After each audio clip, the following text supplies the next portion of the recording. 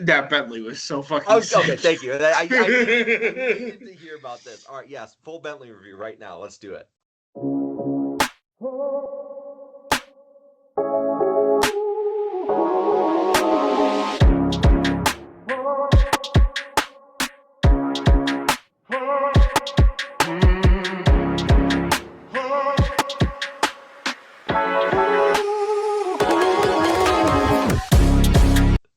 12 out of 10.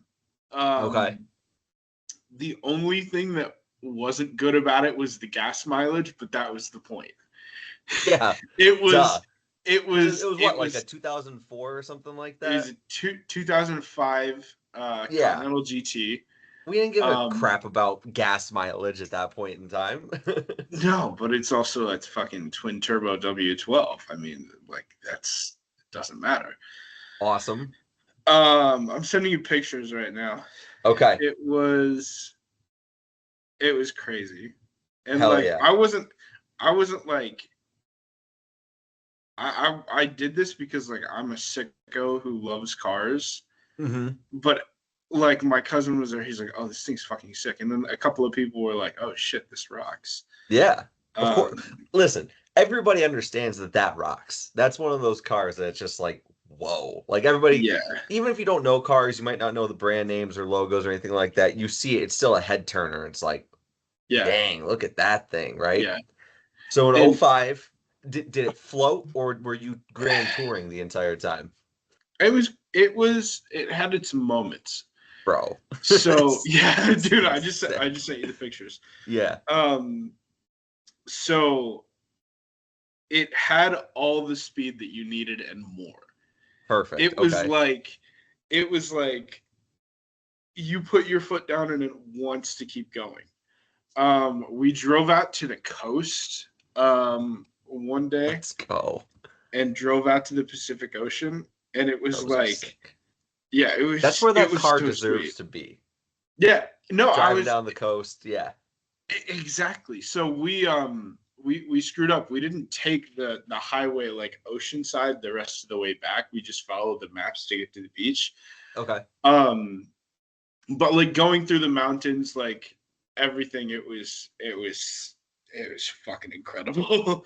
Absolutely. So yeah, That's sick. 12 out of 10. 12 out of 10. Get a Bentley. 12 out of Ben, get a Bentley? If I had the facilities, I would. If I could get out of the Evo cleanly, yeah, and like get a like maybe a little bit later than that, like 2010, 2015. It holds up. It looks gorgeous. This thing's in incredible condition too. Oh yeah, I'm zooming in absolutely. on it. This thing looks sick. Dang, yeah, that's so cool. I'm so happy you did that. Yeah, no, me too. And my brother, who is not a car enthusiast at all, at the end of the first night, last thing he says to me, he goes, "The Bentley's fucking sick." And I'm like, "Yes, I got him. It was all worth it just for that moment." That's awesome. He's like, you know what? That one got me. No, because he's like, "Oh, you're kind of dumb. Like, why would you not get a normal car? Like, save money." And I'm like, a Toyota Tacoma is the same price, first of all, and a Subaru Crosstrek only saves me $200. Like what? Like I'm not like I have $200. I'm gonna spend the money on the Bentley. Right. Yeah, if you have to get a car regardless, and at the very minimum, they're all basically the same. Yeah, why not? For a long weekend too, you got to drive the Pacific Coast Highway with that thing. That's an awesome experience right there. That's it. It's not, at that point it's not you're just renting a car. Let's make an experience out of it. And then it's like, oh yeah, like you spend money on vacations and things like that. Like this was just that. It was a car vacation for the weekend as well as the regular vacation. Exactly. And I didn't go crazy speed wise or anything. But like I could have. Yeah. Oh yeah. You know what I mean? Like, but at the same time, like that's not what the Bentley is for.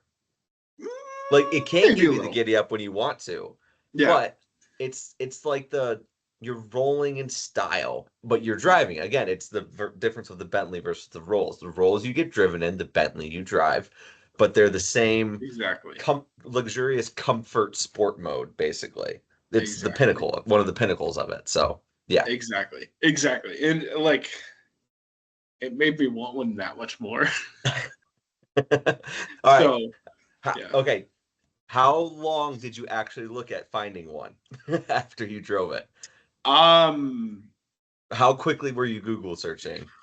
I mean, for sale in the country. I know like the market for those like is respectable. You know what I mean? Like I could find one that I could talk myself into. Yeah. Probably in about 10 minutes. You know what I mean? Like I didn't spend any time necessarily looking for it. Sure. Just because I already know like what it takes to get one, right? Mm-hmm. So yeah, I want one. Yeah. Yeah. So awesome. Well, hey, with that, welcome back to the Backmarkers F1 pod, the latest and greatest F1 pod. Nobody really asked for it, but here we are anyways. We've got your Belgian Grand Prix debrief here. You kind of watched the race. I tried my best. Watched the race. I gave it a shot. You sure did. Yeah. Some drivers, actually, in fact, all the drivers gave it a shot this weekend. They all finished. That's kind of cool. I saw that. I was a little disappointed by that. Unders didn't hit, but it's okay. Yeah, it's all right. It's gonna happen every now and then here. It's not every week that you can get some levels of chaos or anything like that. It wasn't the most boring race of the season. That was one of the things I was looking at as before we hopped on here was like where would I rank this one in terms of my rankings? So I deliberated on that. It's definitely not the worst, but it falls near the bottom still for me.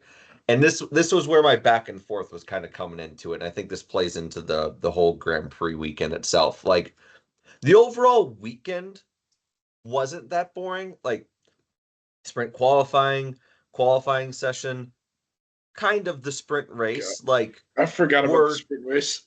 Yeah, I only caught a little bit of it, but like all of those things combined, like when you add that into the race itself, like it was a little bit out there. Like Lewis is out in Q1 in both of them. Mm-hmm. Lewis he has this amazing race, and we can get into more of that. Double Haas points in the sprint. What are they going to do in the race? What was Ferrari going to do with their upgrades? Max winning the sprint. Or can he repeat again? Like there was some good stuff going into it, but when you look at like just the race itself, there's a little movement up and down the grid. The big swings being Lewis and then Hadjar, but overall, like there wasn't as much there as we've been, I would say, a little spoiled with the last couple of races. So, kind of a downturn, and it's just a little unfortunate that it happens at Spa on top of it, Yeah. It's kind of like another L for the classics. All right. That might be a bridge too far. I said kind of. Okay, maybe kind of. I don't know. It follows a loose trend this season. Yeah, kind of not the best race, but one of the best venues. I don't know how to make that better. I don't know how to fix it. I don't know anything. Yeah. Let's keep it rolling. Keep it rolling. Fair enough. Let's keep it rolling. Sure. Well, let's start with a quicker recap of the sprint race since we did make bonus picks on it from our Pontiac Grand Preview. So. And yours was correct, was it not? I actually did pick that one correctly. Max comes out with the win in the sprint race. He kind of does. So that's why you want to talk about it. Yeah, a little bit. I gotta brag a little bit. I'm not great. Talk your shit. So talk your shit. I mean, in all honesty, it kind of played out to what we'd said about, hey, you've got the interim head coach in, you got to fire up the team. Hey, let's go out there, let's prove some shit. Max went out and won the damn thing. But in all honesty, and you saw this during the race itself too, if that's a real race, he's not winning that race. Oscar catches him. He's got more of the pace. It's kind of what we've seen out of Max in the Red Bull that we've seen in all the other races so far this year. He's the alien. He can get out there. He can make the moves happen on laps 1 and 2 when everybody's all congested, and then he's good enough to hold off the McLarens for a good 20 laps, which is basically what the sprint was. It was 15 laps or so or something like that. So It was like Yeah, that made sense why he did when he put himself in position to take the lead on lap one, was able to do that as he usually does when given the opportunity. And he was able to just fend him off. And I think at some level, Oscar might just be also realizing we're so far ahead of these teams. There's no point in risking a crazy move in a race that's not really going to affect my battle with him. I'm still ahead of my teammate. Like, fine, whatever. Second place in a sprint race. At the end of the day, who cares, right? Where did was Lando third in the sprint race then? I believe he was. Let me pull it up real quick. Sprint. Yeah, third, and Leclerc fourth.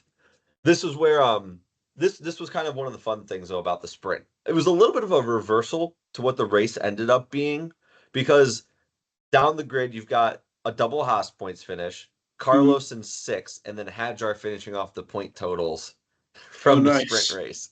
And then all of those guys outside of the points, and then you've got everybody from down below getting up into it. I mean, the McLaren or Mercedes, terrible sprint qualifying, finish outside of the top 10, both of them in the sprint race.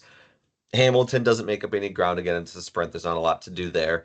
Pierre goes out early on, or in the sprint itself, with the, I think it was the water leak was on his car. That might have been the racing, but whatever. But either way, he doesn't even finish. Like it, and Albon's way outside of the points too, with Aston Martin's kind of in the middle there rather than at the back. Like it was almost flip it over, and that's where I'm trying to get more at too, where there was stuff that happened that changed and created fun storylines throughout the weekend. You had the tire strategy stuff going on that might have been learned from the sprint. Could you extend out into the full race? And again, we can break more of that down, but there were things that was available, like that could have caused stuff. There were storylines, which I don't think it wasn't the worst race for that reason. But when you look at just the race itself at the end of the day, it was like, all right, yeah, there was still some fun stuff. Everybody finished. Not the craziest things you've ever seen. So I think for me, this one starts to fall down the order for me in terms of like how the just the race day Sunday, where this Grand Prix finishes on my big board at the moment. Yeah, I am putting it ever so slightly ahead of Japan, because I know I had Japan ranked probably too high, and I like this track a little bit more than Suzuka. So I saw about the same amount of it in terms of being conscious and being awake. So I feel like this time I maybe had a little bit of a better excuse with the time change and everything. Yeah. But not the best, not the worst. It's okay. Fair enough. Hopefully better next year. Yeah, definitely. Spa is great. Again, we saw the moments where you had to be the driver, right? It did test them all. There were the moments. There was the wet. There were things that were challenging still at the end of the day. But who was the driver though? Who was the driver that ended up being the driver? Oscar. Exactly. Oscar was. Yeah, and we said that. We said that going into this one too. That was in the preview. We know did, or I did. Unfortunately, well, I did say Oscar was going to finish ahead of Lando, which is why I didn't want to pick it. No, I didn't pick it. And we can look at our fantasy rankings because boy, howdy, you need to throw in the towel on this one. It wasn't even close. I still don't really know what's going on, so that's okay. We'll break that down during our debrief here. Please help me understand.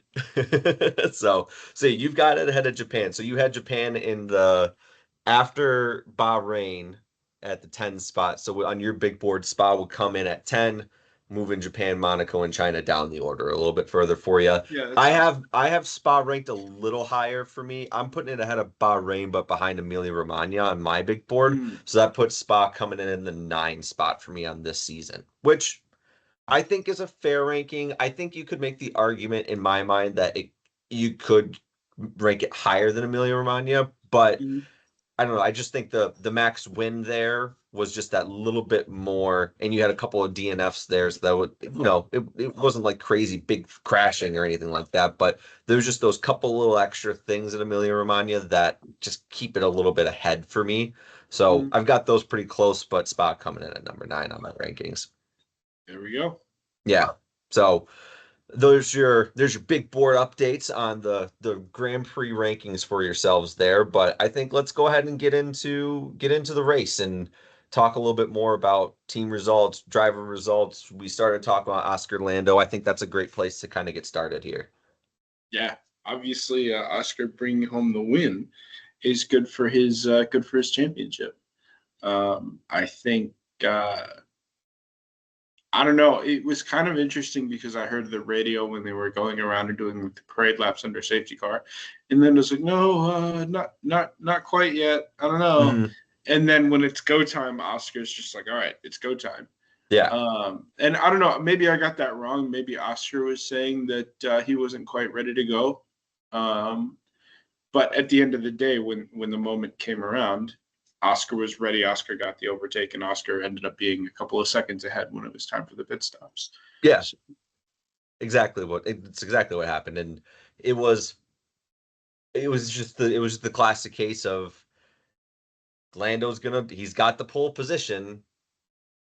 All right, can he hold on to this lead through lap one? Well, the first racing lap in this case. Yeah. And no. he makes a mistake, and he made a couple more throughout the race too that truly did cost him an opportunity to actually fight, because he made that charge at the very end of the race here where I was a little annoyed watching it, because I was like, okay, the tire battle came down to literally everybody goes to the medium tire when they pit for slicks early on.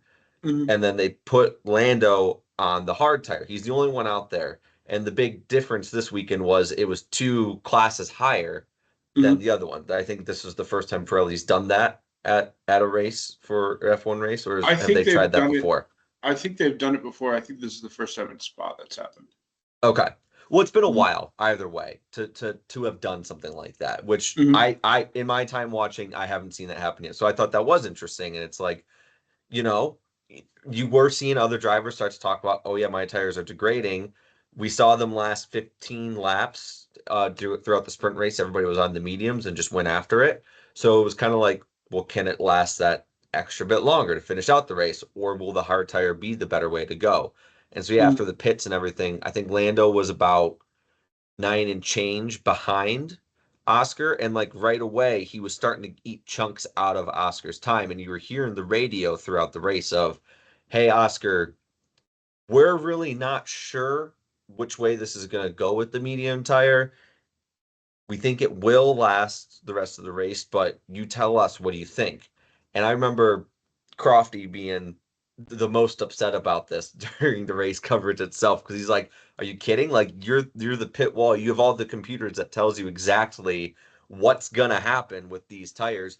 Why are you pinning that on the driver right now? Like, that's kind of your job here at this point in time. And because Oscar comes on and it's so early on into the run where he's like, yeah, I don't know, like I mean I can feel them starting to wear a little bit, but I don't know like what that means in terms of the full rest of the race either. Yeah. So at that point, you see the Lando has a chance here. Lando's got a chance here. He's got two compounds higher. He should be able to go after and attack it. And right away, you start seeing chunks start coming out the time. That 9 and change gets down to like 8 seconds in like a lap or 2 laps or something like that. It's like, we got a battle here. Like Lando still has to conserve tire because it was still like 30 more laps at Spa, which is an insane amount of track distance to still cover at that point, right? So, he still has to conserve a little bit, but big chunks are already starting to come out of his time. And he just maintained that like 8-second gap until about 10 laps left. And I remember thinking at this point, are you going to make a move? Like, do something right away. Like this 15 laps ago, we were like, oh shoot, something might happen here. And then 10 laps to go, and it's like, okay, now is your time. It's like, okay, fine. I understand tire deg. You still have to save them. You've got the computers that tells you this is the time for you to start attacking. So be it. I get that. I thought it was a little late. And Lando goes on the charge, and he just starts peeling time off of Oscar at this point. And it's like, we're going to have a race at this point in time. And you get to, I think it was the 2 laps left when Lando smokes the tires again, oversteers, understeers, whatever it was. And it was like, and then, yeah, same thing. The announcers just go, and there's the race. That's it. Yep. I'm like, no, and it was me? And it was funny watching the recap, because I didn't get to do the full thing. they were saying it, and it felt like they were talking about Oscar running away with it for like 5 minutes. Mm-hmm. Like it felt like it was over, and then I was like, oh, he hasn't even crossed the finish line yet. This speech has been going on for ages about how, you know, Oscar has won this thing, but he still hasn't crossed the line. What the fuck? Yeah. So that was fascinating to see. I saw Lando go off a couple of times, like in terms of he had one where he just went wide and he didn't crash, but he's not that guy, dude. Yeah, Lando had like, I think there were 4 things, and they kept referring back to it too as he was starting to make his charge, where they're like, if he doesn't do any of these, if he doesn't do one of these, if he doesn't do 2 of these, like just even minimize the number of times he went off, smokes his tires, overcooks it, he's actually has a good chance to come back and to go for this win. And honestly, if he doesn't do that, he probably does come away with the win because his tires were better and he had way better performance out of them come the end of the race. Because in the second to last lap, the penultimate lap, if you will, he goes from after squealing or smoking the tires over 5-second gap. It was like 5.1 or 5.2 seconds or something like that. 3.4 seconds was the gap. He makes that up in 1 lap. It's like, are you kidding me? And he had he was right about 3.4 going into that second to last lap, and then right away, just boom, lost it again. And that's when they were starting the parade of Oscar's good. We know he's not going to mess this up. It'll be fine. So yeah, I think it was a 4-second gap at the end that he won by 3.4. Yep. 3.4. Yeah. So boom. There you go. Another one gone just from mental errors, mental mistakes, really. But yeah, that was a big swing in terms of the championship too, because Oscar now keeps the 16-point gap. Where if Lando had won that, it would have been, I think they were saying, a 2 or a 4-point gap between them. So that, I mean, that's what the championship is coming down to here. Been, but yeah, I would be very surprised if Lando makes a comeback. I would be very surprised if we see him overtake Oscar in the points the rest of this season. I hate to say it. Yeah, it feels like there might be times where, again, it'll get close. It'll just accordion a little bit, right? Where it's going to get closer and then it'll break apart a little bit. It'll get closer, it'll break apart a little bit. And I think the only real way it's going to happen for him is if Oscar DNFs and Lando does win. I think that's the only time we'll actually see this switch. If Oscar DNFs twice or 3 times, because at this point, it's lights out. It's getting, that's not the race Lando needed, because he had every opportunity again for this one. And I think that's the frustrating part of it, is he does give himself chances. Again, it's the pole position. He squeaks out the pole position. He gets it, should be good to go, loses it on the first lap, squeals the tires, runs off. It's like, cut those out, and he's getting a win here, more than likely. So but yeah, I mean, same thing. He could have had the better or the preferred pit stop, which honestly, he ended up getting probably the better strategy anyways, because of the hard tire rather than the medium. Yeah. And preferred pit stop, I mean, he didn't have it because he lost pole. That's what I'm saying. He lost first place. Right. So like he was talking about, I think someone asked him afterwards on, like, if you know, what happened, like, was double stacking an option or whatever, like when they did come in for their pit stops, and he was like, well, you know, I didn't have the preferred option here. It's like, well, yeah, because you messed it up. It wasn't like the team decided. It's like, no, you lost the lead. Then you switched Oscar at that point in time, and that's just how it goes. Yeah, definitely. But yeah, the battle continues between those two guys. Again, Oscar still holds serve. Hi, Cat. Cat is being unruly. Cat is mad at me for leaving for a couple of days. Yes. But your red team, Ferraris. Yeah. So they had the upgrades. Leclerc says afterwards they're still a little bit behind, but overall a topsy-turvy weekend for Lewis, but they both have, again, very good finishes come the end of the race. Where did Lewis finish? I know Charles was 3rd. Lewis ends up in 7th. He got stuck behind Albon for a decent chunk of the race and just couldn't get around him. Who finished in 6th? Yeah. So I was flying. I was in the airport, and that was one of the things that was spoiled for me. I pulled up, and I was like, "There's Alex Albon celebrating," and I scrolled up. I was like, "Hang on, there's no way." And then I scrolled up. I'm like, Oh, you "Okay, thought he sixth won? place. Hell yeah!" No, I didn't think he won. I thought maybe podium or something. Okay. But I was like, "What? Hang on a second. Let's. Okay, no, we're good. All right, let's keep going." So yeah, good for him, good for Williams. Fuck you for holding up Ferrari and not giving Lewis that place, but also can't be mad. Good race, yeah. Yeah. But yeah, Lewis, I mean, because Lewis Q1 exit in qualifying as well as the sprint qualifying. So he started like 18th, 17th, something ridiculous like that. The pit stops worked wonders for him. Ferrari strategized well for him at this point in time. And I don't know if they just fell into it or Time what to it play was. the lottery. Yeah, honestly. Yeah. And Leclerc gets another podium. I think he's got the third most podiums out of any other driver on the grid now on the season. On just the season here, obviously behind both McLarens. But yeah, things are turning around for the red team here, which is fun to see. It's a good battle between them and Mercedes for second place again here in terms of the constructors. Who do you think is going to win it? Right now, I give it to Ferrari. You give it to Ferrari, okay? I give the edge to Ferrari right now. Let's check on the constructor standings real quick. Yeah, so they have a 28-point lead on Mercedes right now, which again could be a race weekend. But yeah, I give it to Ferrari with the experience that their developments have been coming in and proving to be good for their performance here. And I think we need to have a conversation about the one driver we do have on Alien Watch at the moment. Let's converse. Let's talk about it. Kimi had a rough weekend. Q1 exits, I believe, also in both qualifying, sprint and regular qualifying. And if we're wrong, but we weren't, that doesn't tell us anything. Email us at backmarkersf1pod@gmail.com. Let us know if we got that wrong. But anyways, that was better. Yours was better. But 16th place finish. Couldn't get around Ocon at the end there.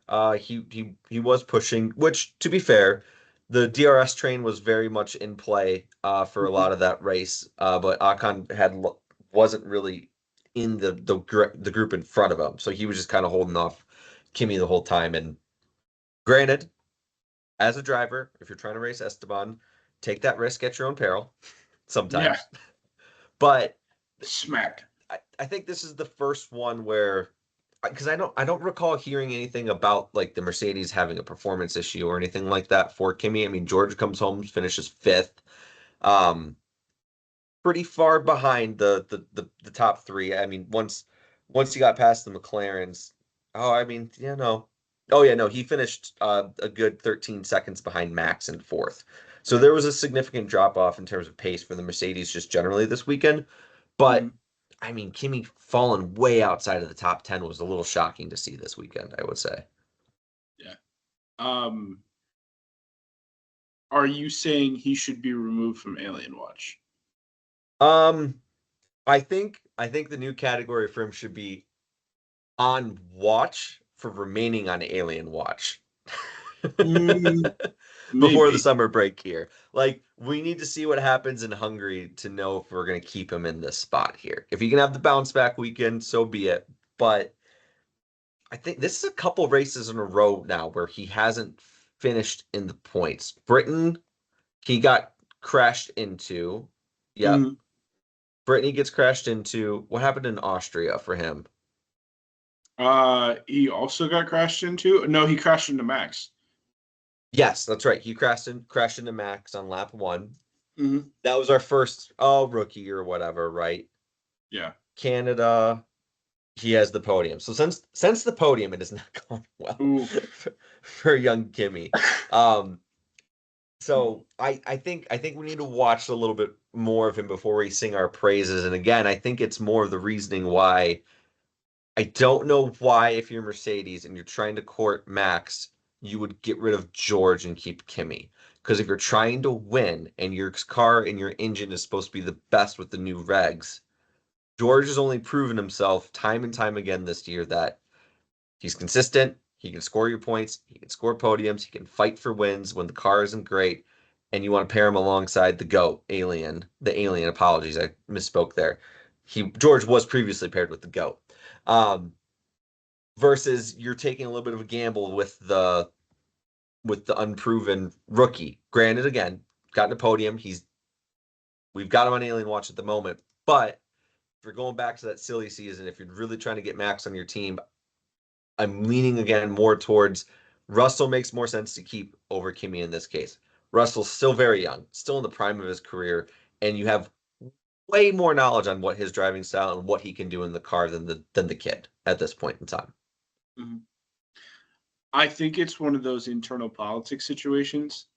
I think it's that because there's been talk that Max and George aren't necessarily the best of friends, shall we say? Well, like Toto's never handled a situation like that before. Hey,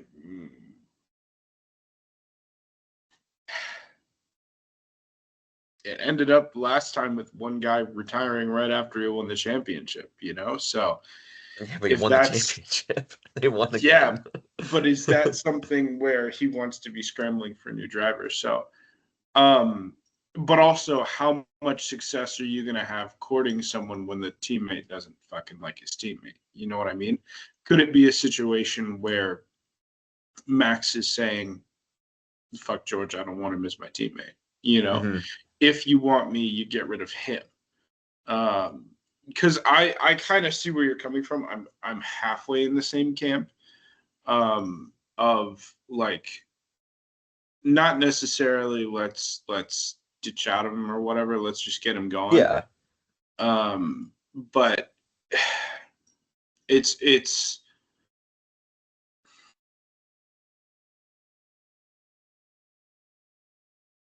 I don't think there's necessarily a good answer. If it's me, I'm sticking with the pairing that I have in Kimi and George. Mm-hmm. But I also understand wanting to get Max and wanting to have the best guy in what you think is going to be the best car. Mm-hmm. But again, that's just where I sit and how I see things. So. Yeah, and it really comes down to, does Max just want to stay at Red Bull? I think more than anything. I don't know. Can we talk about Red Bull? Yeah, of course. Let's do it. Where did Yuki finish up on that list there? Finish 13th. Finish 13th. Don't give me that look. That's better than he has been. Well, it wasn't last. You're correct. Yeah, it was not last. Was not 18th. It was higher than 18th. Is pretty decent. Yeah, but he started 7th. Oof. That's what I'm saying. Like, he had a great qualifying. He actually did. He had a really good qualifying session. Had higher hopes for him. The race did not go well for him at all, though. He had with that in mind, though, where has he started the rest of the races where he's finished up 18th? Like right around there? I don't know. Right around there? Actually, that's actually a good question. Let's look back. Because I think Britain for sure. Let's see. In Britain, he qualified. Because I know he wasn't getting 12th. He qualified 12th in Britain. I think he finished last in that race. Mm-hmm. Right? No. Well, right. Last of the finishers. He finished in 15th. Yeah. But he was lapped as well. He was the only driver to get lapped. Austria, Yuki finished 16th. Again, last of the finishers. Only driver to be lapped twice. Jesus. And he started...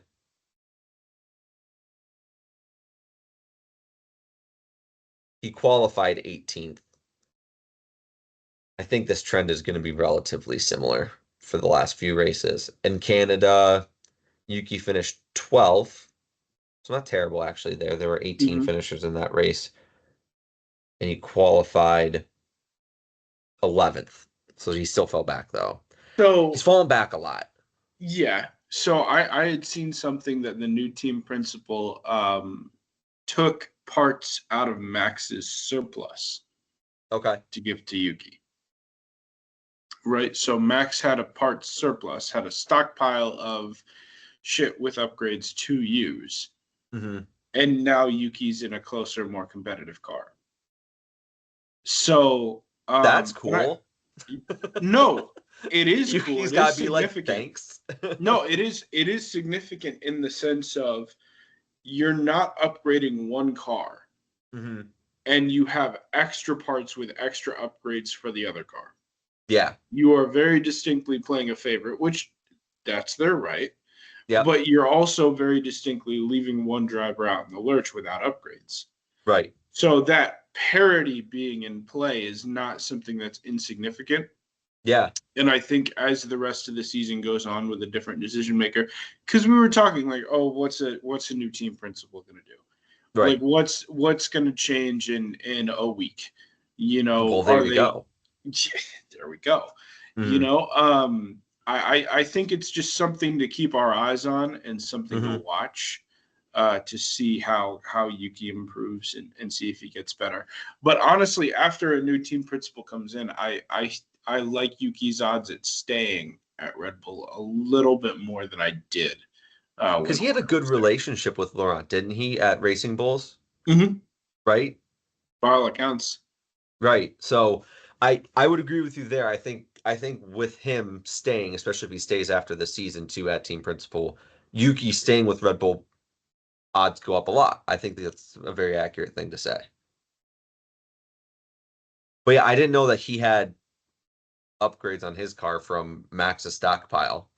I mean, yeah, no. Is that what they've been doing to all these drivers then? Checo, no. Whatever.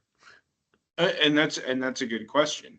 You know, if they have like a spare parts room and all the upgrades go to the spare parts room rather than to the other car, like that kind of it's like we're the Millers. Makes a difference. Max, I'm only getting $10,000. And then this kid, you guys are getting paid? That's Yuki. Wait, you guys are getting something?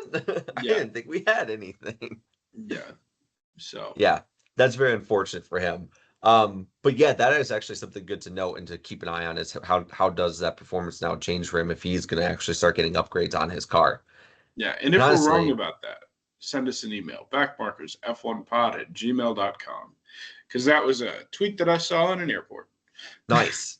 Yeah. Let's go. We love that.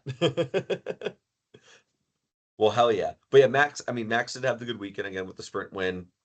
4th, which that's pretty good for the Red Bull this year. Mm-hmm. Obviously, it's not what he likes or would want, I should say. I think he might be okay. I think Max is okay with the performances, just knowing where the car is at. But obviously, it's not what a driver of his caliber want. He doesn't want to be kicked out of race wins just because his car sucks anymore. He's probably well done and past that type of a feeling. But who knows? Not I. Mm-hmm. Let's see. George finishes 5th. Again, we talked a little bit about Mercedes already. I do want to talk a little bit more about Williams and Albon's 6th place finish because again, they had the complete 180 from the sprint race to the race itself with Albon 6th and then Sainz just 18th, not having a good time at all down there. I think I read that he didn't like something happened on his car potentially during the race itself, or I think he went on wets to start, which just didn't work out in his favor, and then just didn't have a great time at the racing around the rest of the time here. I was reading the F1's 6 winners and 5 losers. Yeah, Sainz was listed as a loser. Let's see. That's not very nice of them. Hey, sometimes you gotta do what you gotta do. Yeah, the Williams racer recovering from a loss of track time following a fuel system issue in practice to score Williams' best ever sprint result with 6. But then, yeah, his qualifying setup saw him qualify at 15th, which is 10 places behind Albon. And then, yeah, he took the gamble on the wet configuration, but it just didn't work out for him. So then he just kind of was 2 strategy errors, 1 in qualifying and then 1 for the race itself, just didn't play into his favor. Which, to be fair, that's still kind of in line with what James Vowles had been saying going into the season of, we don't care. We're going to try a bunch of stuff. Yep. And you know what? They tried a different option with a guy who got a bad qualifying position. So, hey, why not? We saw it last year with whatever race it was where Kevin Magnussen and Nico Hulkenberg both started on wets, fly through the pack up to like 4th and 3rd even or something like that before the water dried up and the wet tires were then really hindering their performances. But still, like, yeah, why not try it? They don't care what happens. And for them not caring what happens has worked out pretty damn well for them this year so far anyways. Yeah. So no, and good on Carlos for trying something different when his strategy was already kind of screwed from qualifying. You know, you got to respect that risk taking for sure. Just a tough season overall for him still. I think it's that same article said that he might have scored points in like 1 out of his last 5 or 4 or something like that races now. So also a tough go at it this season for him. But the Williams should be there. And again, the comfort in the car, he'll be more comfortable with how everything goes after this season. New everything next year. Hopefully you can just see him turn around again. Because again, Sainz is awesome. I'm a huge fan and would love to see him again being up there with Albon, scoring those mid-tier points finishing. Who knows? Maybe a random podium comes out of it or something like that later on. If it does this year for Williams, it probably is Albon who's going to score that, but you never know. Do you think that's in the cards this year as a random podium when they're not doing any upgrades? No. I don't think that's very, very likely. I'd give it a 1% chance if I'd give you any sort of an odds number on that of it happening. Just because, again, right place, right time. We saw it with Nico Hulkenberg. It's not impossible, but that's probably the only real big wild card we'll see, I would imagine. Yeah, I agree. But yeah, good on them. Great points finish. 8th or 6th, getting eight more points to their tally, growing their lead for 5th in the constructors. We talked about Lewis in 7th. Our shooting star pick has looked a little silly the last few races here. Liam Lawson, great race, finished as 8th. Good qualifying session. Who? Good race strategy. Yeah, I know. But again, I got to give him his flowers. He had a good race, and maybe he's finally cleansed from the Red Bull experience and is starting to turn it back around, getting more comfortable in the car that he may or should or should not have been in from maybe the beginning of the season, just anyways. Yeah, I don't know. His career feels cursed. Something about it is just bad vibes. I don't know. I get what you're saying there. I really do. Because he had he got his start from Ricardo's injury, correct? When Ricardo broke his wrist in his like first drive back. Yeah. Who he replaced Nick DeVries, right? What a weird season that was. Oh my god. So yeah, it was, and then he lucks into the seat. Well, he doesn't luck into the seat. Gets the chance in the seat. Races well enough to where they're, shoot, do we go back to even Ricardo? But it's like you put all that money and time into getting him back to even the seat, so you got to give him a chance at it, right? And obviously Lawson was unceremoniously just boot him. Yeah. Classic Red Bull fashion. Yeah. And then Lawson was pretty vocal about wanting the seat, which fair. There's only 20 of them. Well, at the time and at the moment, there's only 20 of them, and you got the taste of it. You don't want to give it up at that point in time. And again, we were still at that point of, I don't know, he showed something in the few races, and then the Red Bull thing, only 2 races to now. He's been all over the place so far in his career, and he hasn't even raced a full season. Technically he has. I mean, the full season rookie type thing. I mean, like, he's got a lot of fucking races under his belt at this point. That's fair. But it's been so topsy-turvy the entire time. It's been so turbulent. Yeah, no, I'm not discrediting that aspect of things. I feel like his career so far has been cursed. And I feel like I am in camp hater at this point, so I have no choice but to continue to be a hater. So yeah, good for him. Probably not going to happen again. Yeah, where did our rookie do? Hajar. Oh, I don't like that face. I don't like that face. Dead last. Someone had to finish last. At least he's finished. You know what? Someone did. He didn't DNF. He didn't run into anybody. So yeah, he did have that going for him, I suppose. But yeah, not a good race for young Isaac. And you know what? I just thought about this, and I think that might have been the stat that I just read, or the thing I just read about Carlos. Yeah. Correction. Correction segment now. Him not scoring extends his run of failing to score in a Grand Prix to 4 weekends in a row now. So yeah. So he's also hitting his rookie valley, I would say, at this point in time.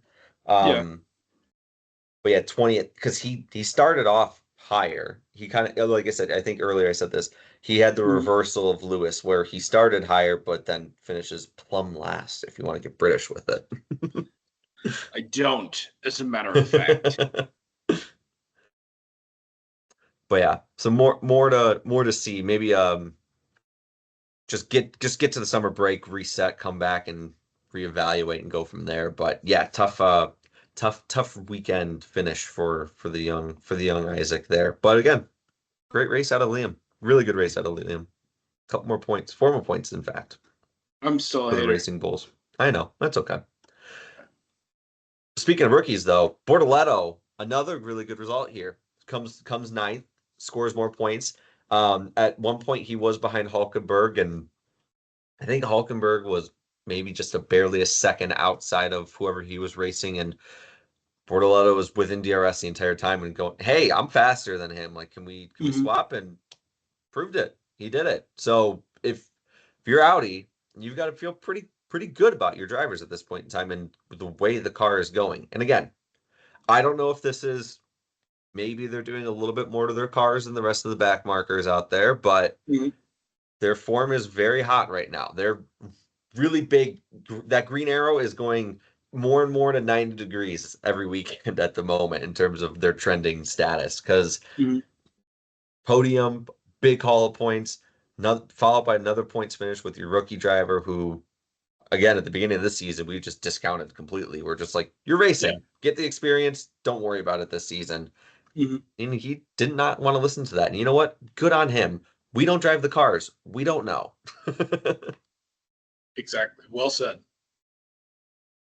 And then Hulksters finishes 12th in it. So not a terrible performance out of the Sauber, but not a podium. But that's okay. We weren't expecting more podiums out of them this year. Absolutely not. No. And then wrapping up the points finish was Pierre in the Alpine, 10th place. We love to see it. Great race again. Again, the Alpine is a tractor. It is a French tractor that should be on a farm plowing some wheat somewhere. It's not doing that when he drives the car every now and then.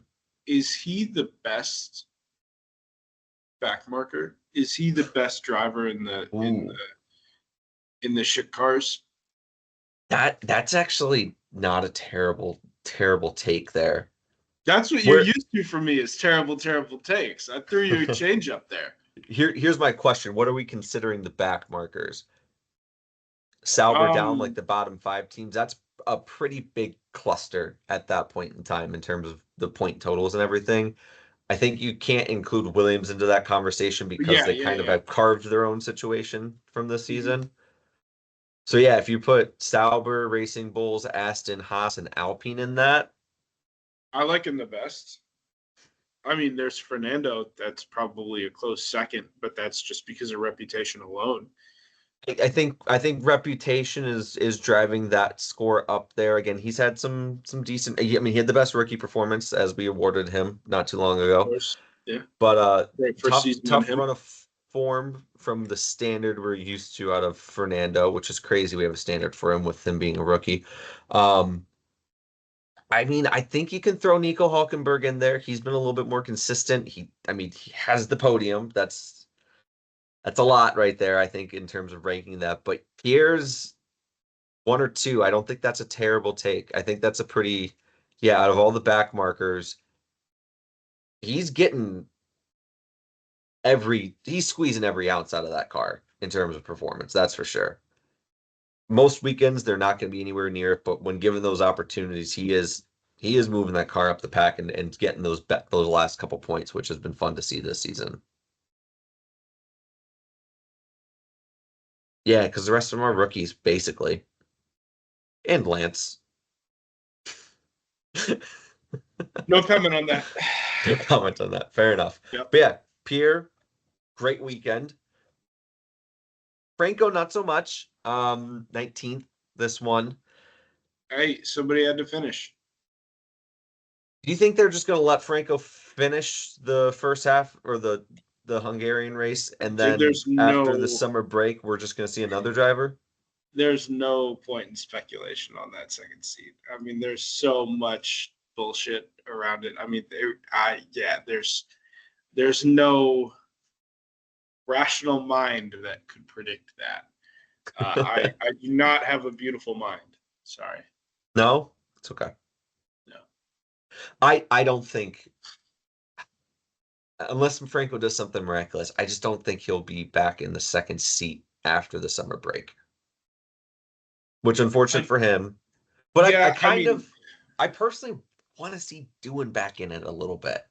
Like, give him a chance. He didn't get a chance. You screwed him from the beginning. Before he even races. Yeah, you know what? He's actually in the hot seat. I don't know about him. What? Yeah. No, and I think that's what you get with any Flavio team. You know, I think that is the giant question mark, and I don't have any sort of faith whatsoever in anything good happening at that team. So if he's there after the summer break, if he's not, I mean, 6 of one, half dozen the other. It's not going to change my mind, but it's also not looking too good, you know? Yeah, that's fair. And again, that's about where we should expect them to be anyway. So expecting anything different, a little insane as well. Definitely. But moving along, Haas, double points sprint finish, really well. Qualified extremely well in the sprint. Qualifying for the race itself, I think they both got to Q2, or at least one of them did. And then Behrman, for the 4th race in a row, finishes 11th. That's honestly a little bit impressive. They're saying it on the broadcast. They're like, if he finishes 11th again in this race, it's the 4th one in a row, and it's like the longest place finishing streak that wasn't first in like F1 history or something like that. Like, that's wild. It's kind of crazy, isn't it? 4 in a row at 11th, which again, Haas is Haas. I kind of thought they would get a points finish, at least one of them in the points after the sprint weekend, or after the sprint and the sprint qualifying, just kind of how that went down. But they don't. Esteban finishes in 15th. Ali again 11th. Ali outpaces Esteban. I think he's starting to get back into his groove a little bit here, getting a little more comfortable in the car, or at the very least, it's just a run of tracks that he's feeling comfortable with one or the other. I don't know what it is, but they're Haas, and they're right about where they usually are. I don't know how much more there is to it than that, honestly. Yeah. So there you go. That pretty much leaves us with Aston. Do we need to talk 14th, about him? Fernando 17th. So, I mean, Lance finishes ahead of Fernando again. I don't know if there's really anything there, but that doesn't really change my mind on things. Yep. Nothing we really need to cover. Yeah, not really. I think that's pretty solid right there. So there we go. There you go. But from the weekend, in terms of our picks, I dog walked you in fantasy. I think I said that already. No apologies surprise. if I'm rubbing it in. You did say that already, but talk your shit. Okay. I dog walked you in fantasy. It wasn't even close, honestly. You everything you picked just completely wasn't incorrect. Correct. It just wasn't even a little correct, which was very funny. Because your biggest one, which I thought was going to be the big issue for you, was you had Hamilton over Leclerc, and after qualifying, it was like, oh no, what's going to happen? But that actually wasn't the terrible spot for you. It was you had Hadjar over Lawson, which was really tough. Yeah. But your only positive point scorer was Piastri over Norris, so that only got you 1 point, which really screwed you at the end of it. But it's the only one that mattered because he ended up winning. That's true. That's true. You did have him as the race winner, which pick whichever one you're going to put your pot of money into. One of them we're actually telling you our picks, and the other ones are fun things that could be picks on certain platforms. But until we get an email for a sponsorship from any gambling company out there, any one of them, then we'll mention your name. Yep. backmarkersf1pod@gmail.com. Until then, great plug.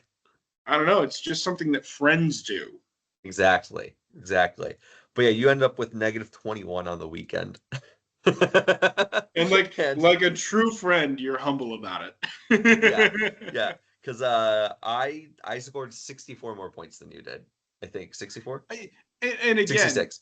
Again, to be clear, you had to make up this game so that you could win, as opposed to how the other set of picks were going. So I'm not feeling too bad about it. Okay. I didn't expect our fantasy league to go like this so far. I thought it would be a little bit more topsy-turvy just because picking races, it doesn't matter the type. The ponies, cars, motorbikes, like so much can just happen that can just turn a whole weekend around. It's so hard to do. It really is. It's crazy how difficult it is to like pick this stuff. And in terms of team driver head-to-heads, somehow, some way, I've just got a knack for it right now, and I'm gonna ride that as much as I can. Do it, man. I believe in you. So yeah, that brings do you want to hear our total points scored over the 4 race weekends since we've started doing this? I have a negative point scored, don't I? You officially get into a negative point tally. You had a total of 2 going into this weekend, so you're now at -19. I have 123. Jesus Christ! Oh my God! If I have the first pick and I pick Max every time, I still don't think that I catch you from here on out. I mean, it's again, anything could happen. All it takes is 2 big negatives, and you have the reversal of it in some way. Like again, this league really comes down to kind of the back markers of, well, what are the bottom teams going to do? Because that's where your big swings end up being. Because you'll see the one gets into the points finish and the other is plumb last. I'm having very much fun saying that right now. I don't know if you've noticed. So yeah, I'm just on a good string of luck. There's a lot of racing left to happen. Is a plum a fruit or a vegetable? It's a plum. A plum is, I think, a fruit. Think? Pretty sure plum is a fruit. I'm pretty sure, but also like, I don't know. Is a plum a fruit? Yes. I knew. I like firmly knew that, and I still had to guess. Second guess myself. Yeah. Right. I don't know. Plum last is a good adjective, but maybe you need a new fruit. That's what I was gonna say, but I'm like, wait a second, is it a fruit or a vegetable? And then we've spent too much time on this, so let's keep it rolling. Sorry. We'll keep moving on. In terms of our race picks, you end up 1-3 on the weekend, and I finished 2-2, thankfully, for the bonus pick. You of course had Oscar. We both had the under, which both missed, and then the separator for us was the winning margin. You had between 5 and 10, and I had Norris at 5. He made that charge at the end that got it back to the under 5 seconds there. So. There we go. And then the bonus pick of the sprint win, which you and Hilden I had. Yep. I finally picked a winner for once. Hey man, a race winner. Well, I guess I picked Lando last week at Britain. 2 weeks ago? Whatever it was ago. I had that one. Yeah. Doesn't matter. So yeah. That brings our totals. You were 20-17 on the year, still above 500, which is solid. And then I come in at 12-24. I'm starting to get a little bit more respectable. Like that feels like a number that's like, okay, you're bad, but you're not dog shit at the same time. We've gambled enough. Yeah. You just got to bring the average up. 90% of gambling addicts give up right before they hit it big. Don't say that. No, it's true. It's true. Like they're about to win huge and win it all back, and then they just quit because they're pussies. I on today's part of my take, Charles Barkley was the interview, and they were talking to him about gambling because he loves to gamble. Apparently, I didn't know this about him, and he's like, yeah, I love it. It's fun. I like doing it. But he goes, I stopped for like a good 10 years or something like that, like a big number of years. He's like, I stopped gambling. He goes, because I've won $1 million like 10 times or something like that. But he goes, my friends would tell me like, you're just being an idiot. And he's like, what? He's like, tell me more. Why am I being an idiot? He goes, because you could be up like a few 100,000, and we're like, dude, you're ahead. Like, stop. Let's quit. Let's go have fun. Let's go get some drinks. Let's go golf. Let's do something. Like, you're ahead. Like, let's call it there or whatever. And he kept chasing the million, and then he ended up losing like $1 million basically, and he get all the gambling depression or whatever. So he's like, I just stopped for 10 years. And I finally talked to my friends about it. He's like, I want to go to Vegas again, but I miss it. And they're like, okay, well, just don't be an idiot, basically. They finally tell him that again. They're like, don't be an idiot. Like, have fun, do this. And then, when you're down a little bit, stop. We'll end it. We still have fun. We go do something else. Like, essentially, it's the set your limits, right? So, but yeah, that was so interesting to hear him talk about it because the numbers he's throwing around were ridiculous. He's like, insane. I can lose a few 100,000. I don't care. Oh my God. Like, losing houses out here. That's the mentality we should all aspire to. Just lose a few 100,000. Hey, shit, throw it around. I went out with a buddy of mine, and we went down to the casino, and he was on the app, right? He was down tremendous before we even walked in the door at the casino. Oh. Okay. So we get there. We're going at it. We split up. We go our separate ways. Have a nice dinner. That he got comped because he's such a baller, So we finish up, and I head off to the poker room. Right. So my mentality is, all right, I'm going to play poker. If I lose it all, I will have paid X much money to play poker for however long I want. Yeah. Right. Not really into it like that. Yeah. My friend set up at the blackjack table, right? And he was going hard at the blackjack table, right? So he was going kind of good with it before dinner. And after dinner, immediately right back to the same spot. Okay.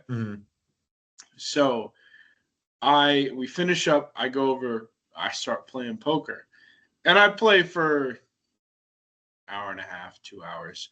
Lose what I planned on losing. Had a decent swing. Had a couple of good hands, and had a good time. That's what it's all about. I come back, and my friend has a very big pile of chips at this blackjack table. Oh. There are people standing there watching him, like not sitting down because they're not wanting to mess up his flow. I'm like, "How you doing, buddy?" He goes, "I'm good. I'm up." Just like doesn't even acknowledge. He's just in the zone. And I'm like, "What are you thinking?" And he goes, "Couple more hands." All right, cool. So I take a walk, right? Have you ever been to MGM downtown? Yeah. Yeah. Walk around the big loop a couple of times, come back over to the table. There is a bigger pile of chips. What? And I'm like, "How you doing, buddy?" He's like, "I'm doing good." I'm like, "What are you thinking, man?" He goes, "Couple more hands." I'm like, all right, couple more hands. So I go for another walk, and the piles are large, right? Yeah. So I come back up to him, and I'm like, "How are things going?" He's like, "I'm chilling, bro." And I'm like, "What are you thinking?" He goes, "Couple more hands." I'm like, "Okay, a couple more hands." And I stand with him, right? And he goes on a heater. He wins like 4 or 5 hands in a row. And he had been doing incredibly well, right? Mm-hmm. So I'm sitting there and I see him lose one hand. I'm like, all right, buddy, do you want to give it all back? And he goes, okay, cash me out. Let's go. There we go. So he listened. That's even better. Including the amount that he was down on the car ride to the casino. Right? He ended up like $500 for the entire night. Wow. It was awesome. It was absolutely incredible. A spectacle of gambling. We love to see. That's insane. That's insane. Great. So sometimes you have those nights and it's just like, I had it. No, and that's exactly what he is. That's exactly what it is. He believes in the heart of the cards, and that's all that really mattered. It comes to you when you absolutely need it. Right when you're ready to give it up, and then they go, why don't you come back? he is a very talented gambler and a good friend. Shout out to him. Shout out him. Shout out the big win. That's fun. Hell yeah. Well, there you go. That's going to wrap it up here, I think, for us in our Belgian Grand Prix debrief here. The Moet and Chandon Belgian Grand Prix. That's a fun sponsor title. I like that one. That was the sponsor for this one. I like that one. That seems very Belgian, like right in the middle of Europe. We do champagne. We just sit back and just enjoy some racing. We've been invaded too many times and cut through. We're tired of it. I committed too many atrocities in the Congo, maybe. Well, there's that too. Yeah. We didn't forget about that, motherfuckers. I didn't forget. Yeah, I think that's all we need to cover. Sounds good. Well, we'll be back later this week for you with our Hungarian Pontiac Grand Preview, Hungaroring, another fun one. I like this track. I think this is a good one. Can Esteban Ocon win again? No. Spoiler alert, no. No. I also, okay. Minor guys. Speaking of guys that we are firmly entrenched in Camp Hater, I'm an Ocon hater. I have to be. I'm sorry. I'm not even sorry. I can't openly do it. Just like you can't openly with your Canadian cousin, and it's okay. Yeah, you're right. All right, I'll give you that one. I won't say a lot. I'll leave it at that. There we go. All right, there we go. And with that, we will see you next time. Cheers. Sweet.